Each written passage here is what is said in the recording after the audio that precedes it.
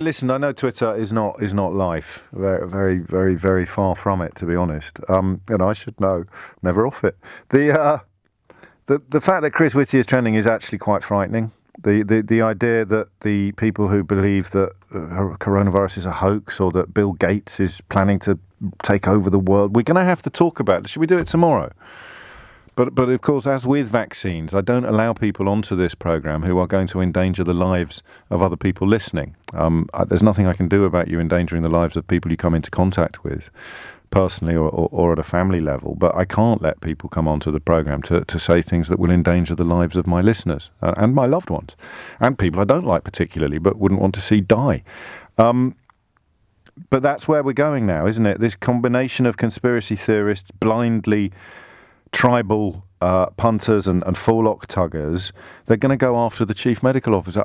To be fair, I pride myself upon the quality of my predictions over the last 4 years, albeit that I wish every single one of them had been wrong. I think this week, most obviously, the Good Friday Agreement. Remember when people were queuing up to tell me that they understood the Good Friday Agreement and I didn't, and that it was absolute nonsense to suggest that it posed any threat whatsoever to a neat withdrawal from the customs union or the single market? Right up to J-Dog himself talking undiluted twaddle, and you sit here feeling so powerless sometimes. So powerless. It's evidentially untrue what these people say. But of course, until it actually happens, you can't prove that it's untrue. So now you have senior American politicians explaining why. That's the key word, not saying, but explaining why they couldn't possibly countenance a trade deal with the United Kingdom if the United Kingdom had ridden roughshod over the Good Friday Agreement. It's just knowledge and understanding, which should be the most valuable, shouldn't they? The most valuable things that politicians can have, knowledge and understanding, at least when they're not campaigning. When they're campaigning, charisma and a relaxed relationship with the truth can be very, very powerful tools.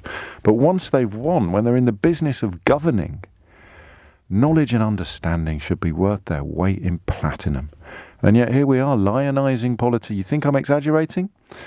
Chris Grayling just got a £100,000 a year job to advise ports owners. So knowledge and understanding are almost the enemy of this government. It's almost as if the more knowledge and understanding you have, the sooner you'll be thrown under the wheels of the ludicrous Brexity bandwagon. And here we are now, with the chief medical officer, Chris Whitty, trending on social media because all of the anger that deep down people know they should be directing at the Prime Minister, the government, Dominic Cummings, whoever it may be, they have to find an outlet for it. And they can't find a way yet to blame it on brown people, so they're going to go after the chief medical officer.